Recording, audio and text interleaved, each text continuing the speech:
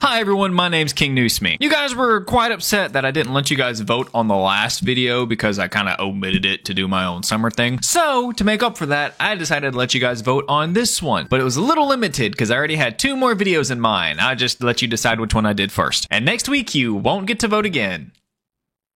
Love ya. But you guys voted for The Dead Man's Float from Are You Afraid of the Dark? For those of you guys that don't know, Are You Afraid of the Dark is a kids anthology horror show that aired on Nickelodeon in the early 90s. Each episode follows a group of kids known as the Midnight Society as they sit around a campfire and tell each other scary stories. And we watch the stories that they tell. Like I said, today we're taking a look at the very popular episode, The Tale of the Dead Man's Float. This episode is known as one of the scariest episodes of Are You Afraid of the Dark and probably one of the scariest episodes in kids anthology horror. Even the show creator said that this is one of the scariest episodes he's ever seen. This episode's been recommended to me ever since my very first episode of Are You Afraid of the Dark? So I'm super excited to check it out. So let's quit yapping and get into the episode. We start the episode just like every other episode with the Midnight Society. Sadly, Frank moved away and they have to find a new member for the society. The real reason Frank moved away was the actor got too old and left for college. But I do like that they bring in new people every once in a while to keep the show a little bit fresh, keep new faces coming in and going out. But in case you didn't know, the Midnight Society doesn't let just anyone into their group. They have to tell a story that's good enough to deem them worthy of a spot. So there really are some stakes for the new people. And it seems like everybody's pretty excited about the new member. The only issue with it is Tucker is bringing him. And if you've watched 8 episodes of Are You Afraid of the Dark, you'll know that Tucker is one of the most annoying members of the group. Love the guy. He's annoying. And the person he brings in is destined to be just as annoying as him. So they bring the kid in with a burlap sack over his head so they can keep their secret spot a secret. And of course, before they take it off, Kiki tries to make fun of the new guy, but it doesn't go so well for her. So who's the new meat? Hi, babe. Looks like Kiki and Stig have some history. Almost immediately, the group start having bad feelings about the new guy. I mean, he is greasy and bro has to stink. But he saves himself by saying, This is about telling a good story, winning a popularity contest. Then he almost immediately blows his chances by using Sam's sweater as a cushion so he doesn't get his butt wet. Don't push it, grungy boy. He's not having the best start, I'm not gonna lie. They all finally sit down and start listening to his story. Stig starts the story by saying he knows not a lot of people like the way that he is, and that they think that he needs to clean up his act. But sometimes, things are the way they are for a reason. If you go changing things that weren't meant to be changed, you might end up with even more trouble. Now, throw the probably toxic chemicals into the fire, and let's begin. We start this episode in 1954, and this shitty lifeguard is letting a prepubescent child swim in the pool unsupervised so he can go get freaky with his sister in the locker room. Not the lifeguard's sister, the kid's sister. That sounds way bad. While they're sucking face, the boy outside smells something pretty foul. If bro pulls out the P.U., you know that shit stinks. As the stench grows stronger, we get a POV shot of something in the pool, swimming closer and closer to his legs. Until the mysterious figure pulls the boy under. He gives the boy just enough time to call for help before taking him away forever. Then we fade into a literal explosion, where we meet our main character, Zeke. You might recognize Zeke from my favorite episode of Goosebumps, Welcome to Camp Nightmare. Go check out that video if you haven't seen it yet. Obviously, Zeke is the typical 90s nerd. He's got glasses, he's a bit of a loser, he talks way too much, and he knows a lot of useless information. Who are you looking at? Zeke accidentally mixed the wrong chemicals into the volcano, causing it to literally explode. And now he's delaying class, which our other main character, Clarice, doesn't appreciate. What a geek. But her friend Greta finds Zeke to be a little cute, like a puppy. Her words, not mine. He's cute, like a puppy you want to take care of. Greta then forces Clarice to go with her to help him clean up the mess. This is when Zeke confesses that he actually meant to cause the explosion. If you mix manganite with water, the reaction is always the same. Kaboom. Kind of genius, actually. It did get all the kids' attention. Just then, the school bell rings, leaving the mess for the poor janitor. And also, sadly for Greta, Zeke has eyes for Clarice. You see, Clarice is on the swim team, and Zeke knows this. So he tries to ask her if he can show her something special after school. But sadly, he gets rejected. But at least she's nice about it. I have to practice. I'm on the swim team, remember?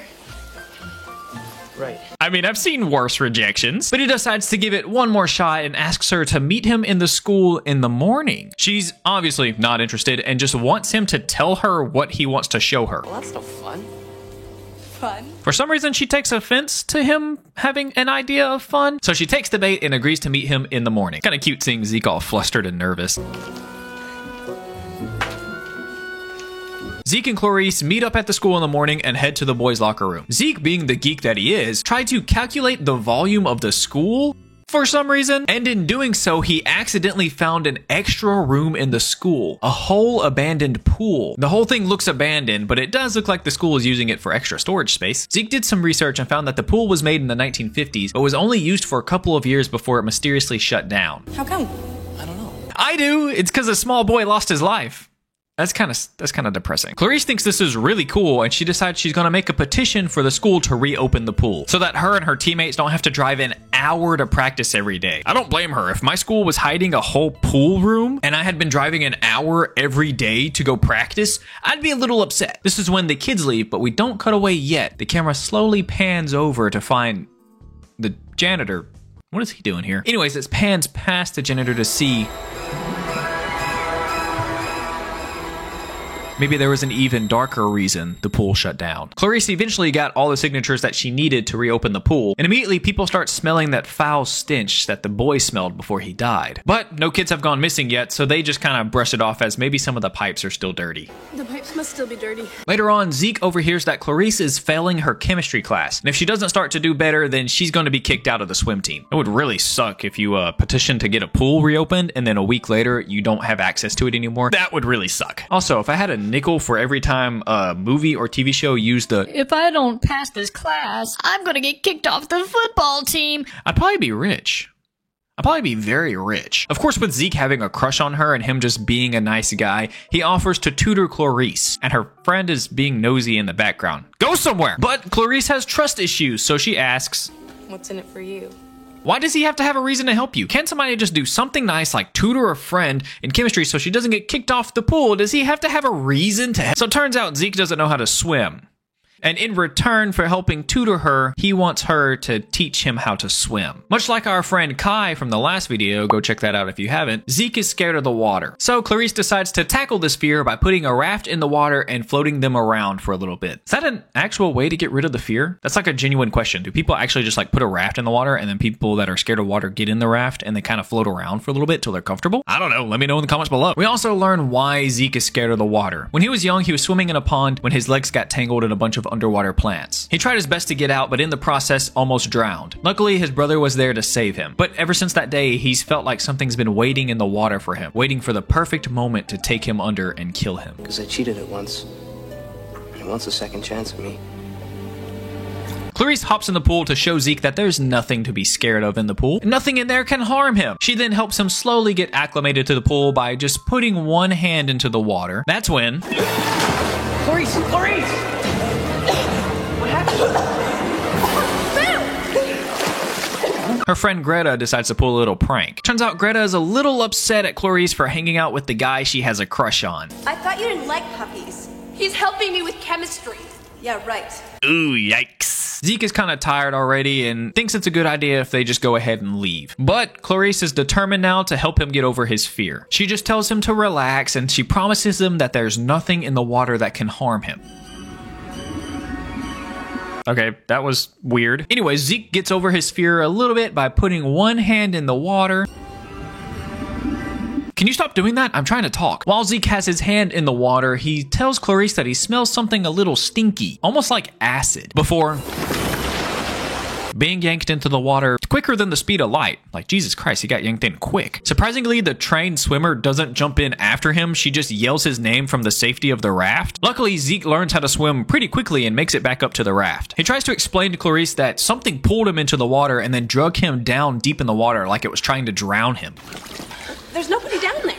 I'm telling you, grab me. Clarice tries to find a logical explanation for what just happened because there's literally nobody else in the pool but them. But maybe they should put the logic to the side because now the mysterious pool monster is trying to flip their raft. So now the two are stuck. If they try to paddle, the monster will yank them into the water, but if they don't paddle, he's going to flip their boat.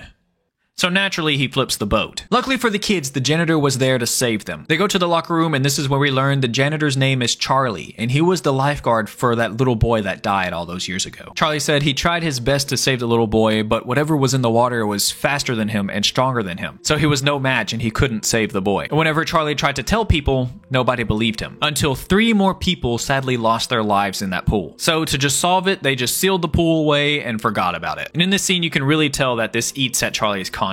And with the pool being reopened, I guess he feels like it's his duty to watch over it to make sure nobody else dies. And good thing, because if he didn't, then both of our protagonists would be toast or fish food, shark bait. Monster food? I don't know. Charlie tells them that in order to build the pool, they had to tear down a cemetery and move all the bodies. When will these people learn to not tear down cemeteries and put things on top of them? It never goes good. Never. Also, why'd they build a school next to a cemetery? Who thought that was a good idea? But apparently they missed one of the bodies. And its spirit wants revenge for being disturbed.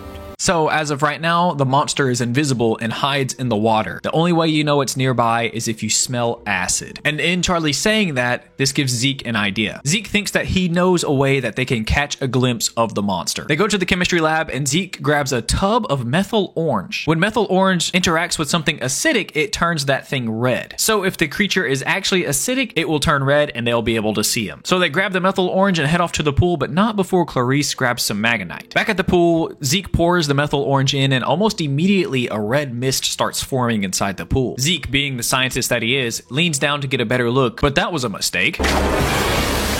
On the bright side, the plan worked flawlessly, and we get a really good look at the corpse.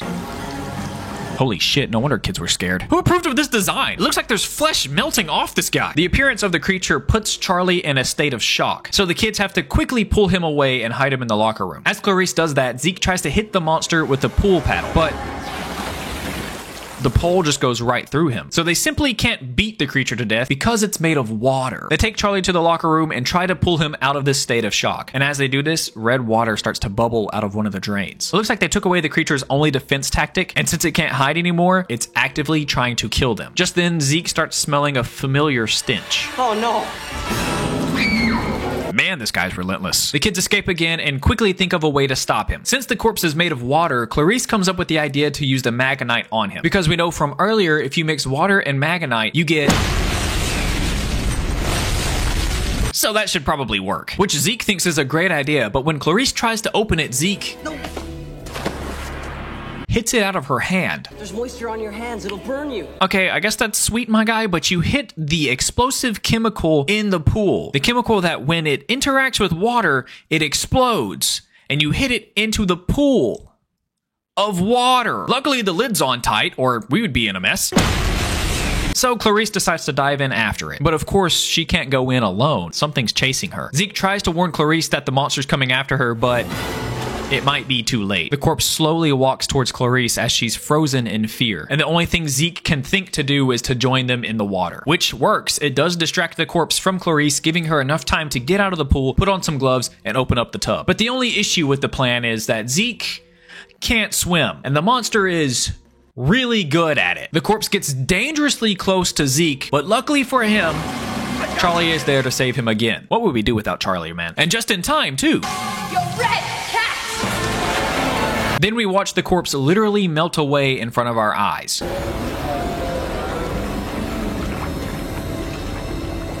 A really cool scene. I really enjoy this one. Finally ending his terror. Charlie thanks the kids for finally stopping the corpse and giving him some closure. But we aren't done yet. We got to a little bit later and Zeke and Clarice are actually dating now, and they have quite the cute relationship. Zeke just lays in the raft and reads books as Clarice swims in the pool. Zeke still isn't very fond of the water though, and I can see why. And that's the end of the story, but we fade back to the Midnight Society, and it's time for them to decide if Stig can stay or not. And after that terrifying story, they better let my boy in. Everyone huddles and discusses if they should let him in. And while they do that, Stig decides to try some of the non-dairy creamer that's in the bag. I mean toxic chemicals. Hey!